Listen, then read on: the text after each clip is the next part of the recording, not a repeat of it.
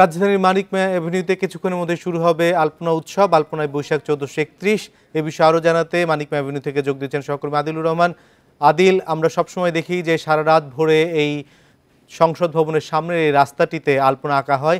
এবারের তার প্রস্তুতি এবং আয়োজন কেমন দেখছেন? বিকাশে কম খরচে ক্যাশ আউটের লিমিট বেড়ে 50,000, প্রিয় এজেন্টও 2টা। দেখুন, প্রতি বছরের ন্যায় এবারও কিন্তু আসলে বৈশাখ মানেই মানিক মিয়া অ্যাভিনিউর সামনে অর্থাৎ সংসদ ভবনের সামনের যে সড়কটি, সেই সড়কটি আসলে বৈশাখের যে রং, নববর্ষের যে রং, সেই রঙে আসলে রাঙিয়ে দেওয়া হয়।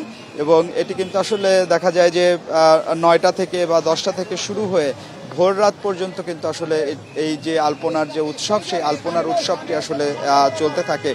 আজকে এখন আসলে ঘড়ির কাঁটায় 7টা বাজে, এখনো আলপনা আঁকার যে কাজটি, সেই কাজটি আসলে শুরু হয়নি।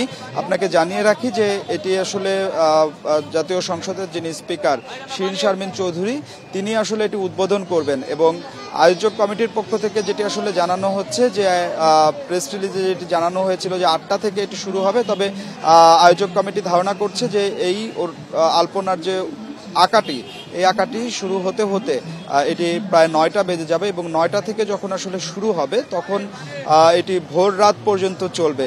এবং আমরা আয়োজক কমিটির সাথে কথা বলে যেটি আসলে জেনেছি যে 500 জন আর্টিস্ট এই আলপনায় অংশ নেবেন এবং তারা ভোর রাত পর্যন্ত এই আলপনা আঁকবেন। তবে এর পাশাপাশি আসলে সাধারণ মানুষ যারা আছেন তারাও যদি আসলে আলপনাটি আঁকতে চান তাহলে কিন্তু আসলে তারাও আঁকতে পারবেন। 2,67,000 স্কোয়ার ফিট আর যে আয়তন, সেই আয়তনে আসলে এই আলপনাটি আঁকা হবে। তবে এখন পর্যন্ত আমরা দেখছি যে আলপনা উৎসবকে ঘিরে এখানে কিন্তু অনেক মানুষের সমাগম হয়েছে। একেতে ঈদের ছুটি, তারপরে আবার বৈশাখ, সব মিলিয়ে কিন্তু আসলে রঙিন একটা আয়োজন এই সংসদ ভবনের সামনে কিন্তু আসলে হতে যাচ্ছে। তো নববর্ষের আমেজ এবং চৈত্র সংক্রান্তির সম্পূর্ণ আয়োজন তার মানে শুরু হয়ে গেছে। আদিল, আপনাকে অনেক ধন্যবাদ।